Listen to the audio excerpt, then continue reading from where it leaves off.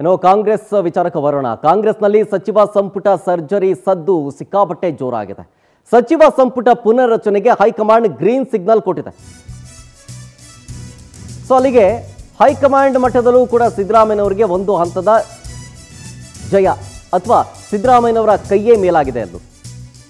Bihar election result ಮೇಲೆ ರಾಜ್ಯ ರಾಜಕಾರಣದ ಚಿತ್ರಣ ನಿಂತಿದೆ ಅನ್ನುವಂಥ ಮಾತಿತ್ತು. ಈಗ ಸಿದ್ದರಾಮಯ್ಯನವರು ಸೇಫ್ ಅನ್ನೋ ವಿಚಾರ ಗೊತ್ತಾಗ್ತಾ ಇದೆ.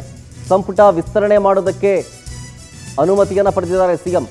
ಆದರೆ ರಾಹುಲ್ ಅವರ ಭೇಟಿಗೆ ಡಿ ಕೆ ಶಿವಕುಮಾರ್ ಅವರಿಗೆ ಅನುಮತಿ ಸಿಕ್ಕಲಿಲ್ಲ. ನಿನ್ನೆ ಪಾಪ ತಡರಾತ್ರಿಯ ತನಕವೂ ಕಾದರೂ ಆದರೂ ಸಿಕ್ಕಲಿಲ್ಲ. ಇವತ್ತಾದರೂ ಡಿಸಿಎಂ ಡಿ ಕೆ ಶಿವಕುಮಾರ್ ಅವರಿಗೆ ರಾಹುಲ್ ಭೇಟಿ ಭಾಗ್ಯ ಸಿಗುತ್ತಾ ಗೊತ್ತಿಲ್ಲ. ನಾಳೆಗೆ ಪಟ್ಟಿ ಫೈನಲ್ ಆಗೋ ಸಾಧ್ಯತೆ ಅನ್ನೋ ಮಾತುಗಳು ಕೇಳಿ ಬರ್ತಾ ಇದೆ. ಆಕಾಂಕ್ಷಿಗಳಿಂದ ಲಾಬಿ ಕೂಡ ಶುರುವಾಗಿದೆ. ಆಕಾಂಕ್ಷಿಗಳ ದಂಡೆ ಇದೆ.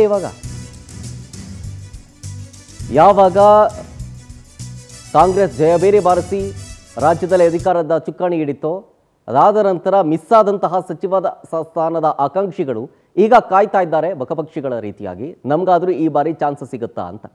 ಈಗ ಸಂಭಾವ್ಯದ ಪಟ್ಟಿಗಳನ್ನು ಒಂದ್ಸಲ ನೋಡೋಣ. ಆರೋಗ್ಯ ಸಚಿವರಾದಂಥ ದಿನೇಶ್ ಗುಂಡೂರಾವ್ ಅವರು, ಜೊತೆಗೆ KH ಮುನಿಯಪ್ಪನವರು, ಆಹಾರ ಸಚಿವರು, HK ಪಾಟೀಲ್ರು, ಕಾನೂನು ಸಚಿವರು, ಇವರು ಹೊರಗಿಡಬಹುದು ಅನ್ನುವಂಥ ಪಟ್ಟಿಯ ಲಿಸ್ಟ್ನಲ್ಲಿ ಇರೋರು. ಸಂಭಾವ್ಯ ಪಟ್ಟಿಗಳಿದು ನಾನು ಹೇಳ್ತಾ ಇರೋದು. ಅದಾದಮೇಲೆ ದಿನೇಶ್ ಗುಂಡೂರಾವ್ ಅವರು, ಲಕ್ಷ್ಮೀ ಹೆಬ್ಬಾಳ್ಕರ್ ಅವರು 4 ಜನ ಆಯಿತು. ಜೊತೆಗೆ ರಹೀಂ ಖಾನ್ ಅವರು ಕೂಡ ಇದ್ದಾರೆ ಈ ಲಿಸ್ಟ್ನಲ್ಲಿ.